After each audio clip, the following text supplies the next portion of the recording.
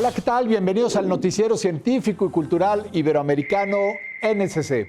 Acompáñenme en este recorrido de 30 minutos para explorar cómo el conocimiento y la cultura transforman nuestras vidas. Este espacio es gracias a la Asociación de Televisiones Educativas y Culturales Iberoamericanas, ATEI. Esto es lo más relevante de la ciencia y la cultura. Según informes del Panel Intergubernamental de Cambio Climático, el mundo ha perdido 267 gigatoneladas de hielo por año en las últimas 2 décadas. Suiza, un país de glaciares por excelencia, prevé las siguientes consecuencias. El deshielo de los glaciares suizos en 2022 está siendo alarmante. Esto debido al doble efecto de un invierno seco y una intensa ola de calor en verano. 3 kilómetros cúbicos de hielo se han desvanecido, lo que representa el 6% del volumen total de los glaciares suizos. Esta situación podría empeorar a futuro, como lo explica este profesor de glaciología. Si estos extremos continúan así, veremos desaparecer los glaciares mucho antes de lo que se teme.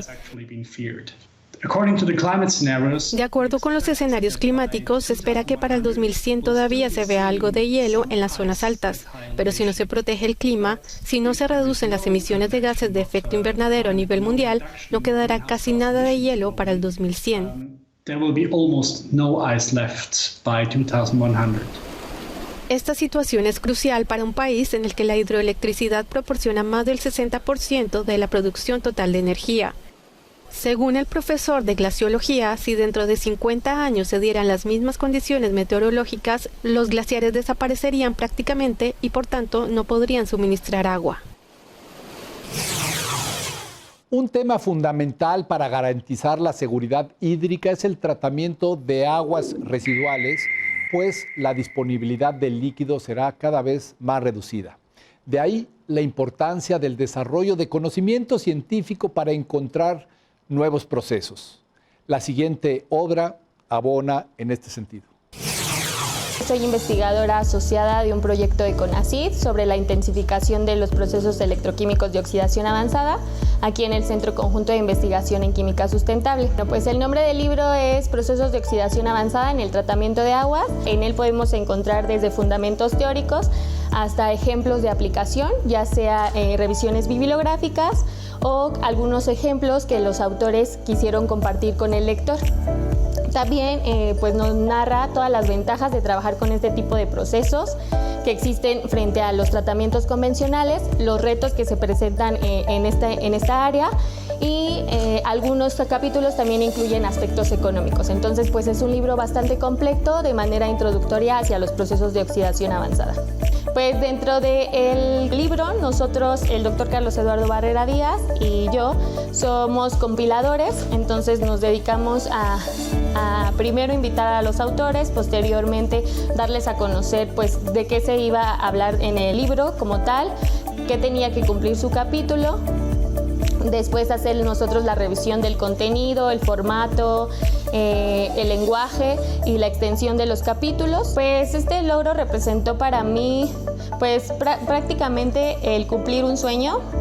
Desde pequeña pues yo quería dedicarme a esta parte de la ciencia, por eso decidí estudiar ingeniería química y también por eso decidí pues como dedicarme un poco más hacia el área de la investigación y no necesariamente a la industria. Entonces la publicación de ese libro pues representa eso, es un trabajo, un esfuerzo de muchos autores que son especialistas en ese tema y que nos dan una revisión completa de todos estos procesos, de cómo se aplican y de los porcentajes de remociones que podemos alcanzar y cómo impactan a nivel social y educativo y económico en el país.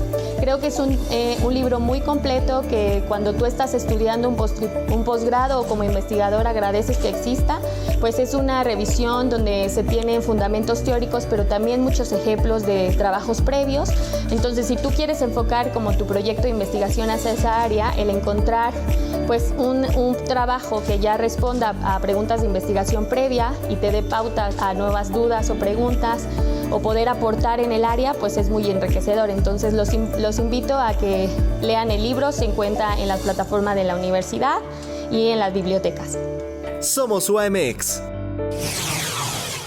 Según la Organización de las Naciones Unidas para la Alimentación y la Agricultura, la industria cárnica es uno de los sectores que más contribuye al cambio climático, con el 14.5% del total de las emisiones. ¿Existe alternativa para los paladares carnívoros?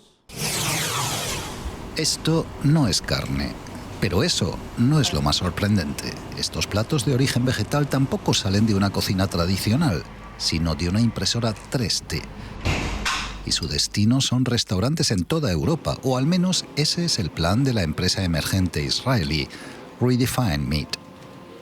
Su apuesta, que su sabor sea igual al de la carne. Aquí estudiamos la carne animal, la textura, la consistencia, la terneza, la jugosidad, todas las propiedades que proporcionan a la carne su dimensión sensorial, y luego sabemos cómo imitarla en nuestra carne. El producto se elabora con soja, guisantes y garbanzos, entre otros. Con los mismos ingredientes, muchos otros alcanzaron grandes logros en cuanto a sabor. Pero aquí prestan especial atención a la apariencia de la carne. A la hora de crear mi filete, tengo una biblioteca con algunos parámetros. Puedo elegir cada uno de ellos y ajustarlos a lo que quiero. Eso me permite definir el tipo de marmoleado, la grasa interna o la externa. Efectivamente, su aspecto es el de la carne real. ¿Pero podrán convencer a los paladares de los consumidores en Alemania, Francia o Italia? Se considera que si el cemento fuera un país, sería el tercer emisor más grande del mundo, solo detrás de China y los Estados Unidos. Con esto en mente, una iniciativa en Irán ha recuperado técnicas tradicionales de construcción con múltiples beneficios para la población y para el ambiente. Un cambio en la construcción para ayudar al medio ambiente. Las casas construidas con cemento están por todas partes en Irak, pero en la ciudad de Agra, en el norte del país, prefieren utilizar piedras, una decisión que trae beneficios en la lucha contra el cambio climático. La localidad, fundada hace más de 2.700 años en la ladera de una montaña de difícil acceso, se sitúa en la región del Kurdistán, que al igual que el resto del país, sufre de un aumento de las temperaturas y de la escasez de agua.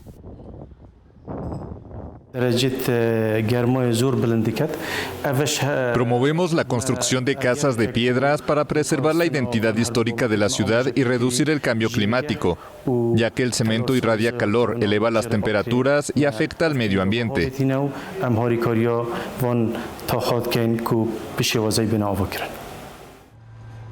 Irak es uno de los 5 países del mundo más expuestos a los efectos del cambio climático, según la ONU. Y ante el letargo de las autoridades, Agra, con 100.000 habitantes, decidió apoyarse en técnicas ancestrales para enfrentar estas consecuencias. En esta urbe, las autoridades decidieron prohibir el cemento para la construcción y la renovación de la ciudad vieja desde 1991, año en que el Kurdistán obtuvo la autonomía de facto de Irak. Aún está permitido en los barrios que la rodean. Fue fácil para las personas construir con piedras, ya que es barata y está a disposición. La mano de obra está disponible y estéticamente construir con piedra puede ser más artístico que con cemento. Además de los beneficios para el medio ambiente, los esfuerzos para conservar el patrimonio arquitectónico de Agra podrían atraer el turismo. En el primer cuatrimestre de 2022, el Kurdistán iraquí atrajo a 1,7 millones de visitantes, ciudadanos iraquíes en su mayoría, según la Autoridad Regional de Turismo. Y ya que hablamos de nuestra huella de carbono, una empresa austríaca ha pensado que podemos contribuir a reducirla incluso cuando ya no estemos en este mundo. Estos son los ataúdes ecológicos.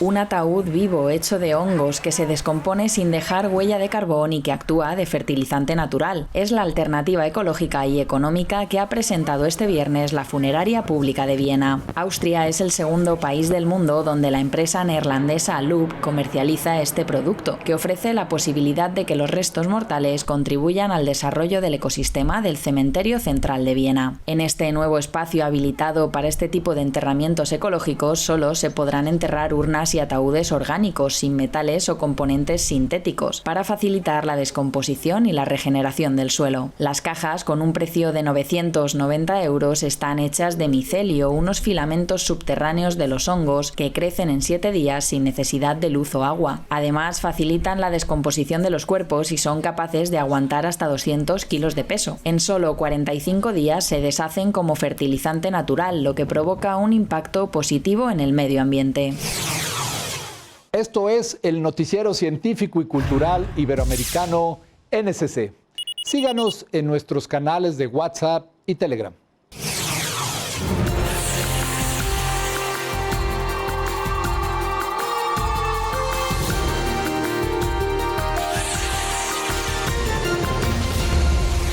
La intersección entre la inteligencia artificial y la producción urbana agrícola se avisora como una fórmula que podría garantizar el alimento en el futuro con menor impacto ambiental. Conozcamos el huerto inteligente. Investigadores mexicanos crearon un huerto urbano que utiliza inteligencia artificial para cuidar los cultivos en búsqueda de reducir la huella ecológica y asegurar el consumo de alimentos en las grandes ciudades. Enclavado en el Museo de las Ciencias de la Universidad Nacional de México, el huerto es monitoreado por un software que envía información a la nube con respecto a los requerimientos de cada cultivo para mantenerlo en óptimas condiciones.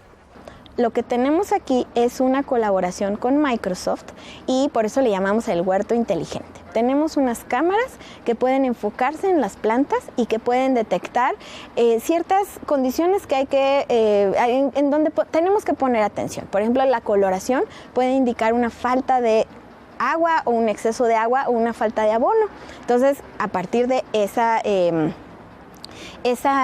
información pueden decidir, ok, voy a actuar en consecuencia para que esté más rebosante la planta. Entonces, no nada más es la ciencia que está detrás de la información que se requiere para que el huerto florezca, sino también de la tecnología que nos puede ayudar para tomar las mejores decisiones para que las plantas justamente estén en las mejores condiciones. Asimismo, Hernández detalló que las cámaras de video verifican la coloración de las hojas y en caso de detectar algo atípico, se manda un aviso para hacer lo necesario y lograr que la planta no muera. Tenemos un código QR en donde está la información de estas plantas en específico, ¿no? Están alojadas en una nube de Microsoft y podemos acceder a esa información y tenerla a la mano. El proyecto, que utiliza tecnología de punta, reiteró Hernández, ayuda a la toma de decisiones adecuada para el buen desarrollo del huerto y a reducir el impacto de la huella ecológica en México. Además, este tipo de plantaciones urbanas podrían abastecer a comunidades vulnerables que no tienen acceso a ciertos alimentos o productos de la canasta básica debido a la inflación. Por lo anterior, la subdirectora recomendó hacer huertos comunitarios en los edificios donde se pueden colgar macetas y producir albahaca, orégano, etc. Y al mismo tiempo luchar contra la pobreza en el país. Y no nos damos cuenta que actualmente mucha gente está sin alimento. Entonces, nuevamente reitero, este tipo de huertos, yo creo que si en verdad los aplicáramos en las casas, habría más productos, más alimentos y menos pobreza y menos hambre y menos todo lo que atrae. Otra de las ventajas del huerto es que los alimentos no deben transportarse desde lejos y sus costos no tienen que elevarse ni utilizar combustibles que contaminan para poder llegar a su destino. La Organización de las Naciones Unidas para la Alimentación y la Agricultura promueve este tipo de cultivos urbanos aduciendo sus múltiples virtudes, como que 1 metro cuadrado de huerto citadino es capaz de producir hasta 20 kilogramos de vegetales al año, es decir, hasta 15 veces más de lo que suele recolectarse en fincas rurales. Con información de la oficina en la Ciudad de México, Noticias Xinhua. El monitoreo minucioso de la actividad marítima forma parte de la protección y conservación de los mares y también de la seguridad de este sector industrial. Para ello, en la Unión Europea se utiliza tecnología de punta. Cada embarcación, a partir de cierto tamaño y dependiendo de su tipo, debe, de acuerdo a ciertas convenciones internacionales que existen, transmitir una señal de radio. Y dentro de esa señal de radio tenemos la identificación de la embarcación, así como las coordenadas de la embarcación y su velocidad, su rumbo e información sobre hacia dónde se dirige. Lo que hace la EMSA es centralizar toda esa información que recopilan los Estados miembros. Lo centralizamos una vez y fusionamos toda esa información para crear una sola imagen marítima combinada. Eso lo hace mucho más eficiente porque compartimos toda la información entre todos los diferentes Estados miembros, pero también significa menos errores. Esta información es transmitida por los barcos a través de diferentes sistemas. En la Unión Europea, alrededor de la costa, hay una red de torres que se llama SafeSeaNet, que detectan estas señales retransmitidas por los buques. La misma tecnología que usan esas torres, que se llama AIS, también se instala en los satélites. La EMSA recibe de los Estados miembros que tienen programas espaciales nacionales que recopilan esta información, pero también del sector comercial, esta información del AIS por satélite y la fusionamos en una sola imagen. Así que siempre tenemos la posición más actualizada para un solo barco, independientemente de la diferente fuente de la que provenga. Los Estados miembros también comparten mucha información sobre seguridad. Por ejemplo, ¿transporta el buque algún material peligroso? Es muy importante que los Estados miembros sean conscientes de ello, porque si hay un accidente en el mar, necesitamos saber exactamente lo que necesitamos desplegar en la escena para responder. ¿Necesitamos diferentes dispersantes químicos? ¿Hay un riesgo de explosión? Pero por suerte la mayoría de las veces no hay accidentes, así que cuando el barco llegue a puerto necesitaremos saber qué equipo hace falta para descargar el buque de forma segura. Si hay un contenedor determinado que lleva algo peligroso, es posible que debamos tener un poco más de cuidado cuando estemos descargando. Según el Instituto Nacional del Café Hondureño, en este país, esta bebida es el producto de mayor importancia en la agricultura y la economía. Unas 100,000 familias se dedican a esta actividad que enorgullece a los hondureños por su calidad. Estos son algunos de sus secretos. Honduras es un país prolífico en la producción de café. Ocupa el 5º lugar a nivel mundial. Es el mayor productor de América Central y el 3º de América Latina. Es un país con una importante industria cafetera y una población de pequeños productores. Pero nuestro café no tiene nada que envidiarle al café, a los cafés de afuera. Son cafés de exportación, es un café que taza limpia. El café que usamos es un blend o una mezcla entre café Borbón, Pacamara y también tenemos Catuaí. Entonces ese blend y ese tueste entre medio oscuro es el que hace que el café sea delicioso y sepa muy bien. Según una leyenda, fue un joven pastor yamení llamado Caldi quien descubrió la planta del café. Caldi observó un comportamiento extraño en su rebaño, que brincaba y saltaba enérgicamente tras ingerir los frutos rojos de un arbusto, hasta entonces desconocido. Sorprendido por este hecho, el pastor arrancó varios frutos y se los mostró a un superior religioso de un convento cercano. Y él llevó esas bayas a los monjes y obviamente cuando hicieron la infusión con los frutos rojos no sabía nada bien. Se molestaron con Caldi y tiraron las bayas al fuego. Cuando empezó a salir o a emanar el olor del café tostado, ellos empezaron a sacar los granos de café, los pusieron a moler y se empezaron a hacer las infusiones y descubrieron que el café les daba esa potencialidad de tener la mente despierta, de tener su cuerpo en constante movimiento y poder así orar todo el tiempo que ellos quisieran. En un rincón de la ciudad de Santa Rosa de Copán, ubicada al occidente de Honduras, encontramos lugares únicos como Caldi's Coffee, donde sirven el mejor café del mundo, no solo importados, sino 100% hondureños. Salomé Cardosa arriesgó y acertó al ofrecer en este pequeño pueblo uno de los cafés más caros del mundo, el Kopi Luwak. Dijimos, pues, algo extraño, nos vamos a arriesgar y vamos a ver si a la gente le interesa. Y así fue como nosotros hicimos esa improvisación, pero a la vez creo que en todo Centroamérica somos el único café que tiene ese producto. Entonces, mucha gente viene aquí solamente por curiosidad de probar el café. De esta forma, estos rincones pintorescos llenos de arte no solo ofrecen café en una taza, también ofrecen historia. Y es que en cada menú podemos encontrar una parte de cada leyenda del producto que se consume. Al café americano se le puso así porque en la Segunda Guerra Mundial los estadounidenses fueron a pelear a Europa y pues en Europa toman mucho espresso y el espresso es un café muy fuerte y amargo. Entonces ellos hervían agua y entonces le echaban agua hirviendo al espresso y decían a lo americano. Y de esa forma fue que el café se fue llamando así. Desde Honduras para el Noticiero Científico y Cultural Iberoamericano NSC informó Andrea Torres de STVE. En Colombia hay 4.270 especies de orquídeas registradas y de ellas 1.572 son endémicas, es decir, originarias de la región. De ahí el culto e interés que despierta esta familia de plantas caracterizada por la complejidad de sus flores. Conocida como la flor nacional, la orquídea se caracteriza por su diversidad en colores, tamaños y formas, siendo esta una de las flores que crecen en distintas regiones del país y el mundo.